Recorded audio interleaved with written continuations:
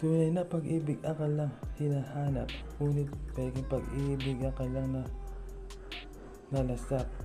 Pagkat sila ay naging marupok, naging pabaya, di nag-isip ng lubos.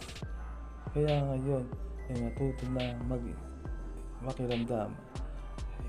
Kilatisin mabuti ang iyong napupusuan. Huwag na magmahal kung di pa handa, pagkat kirot at bigati lamang ang iyong makapala. Kaya ngayon, humingi ng tulong, gabay sa magulang at sa ating Panginoon, mahanap ang tunay na ligaya at ang makakasama sa buhay ng walang disgrasya.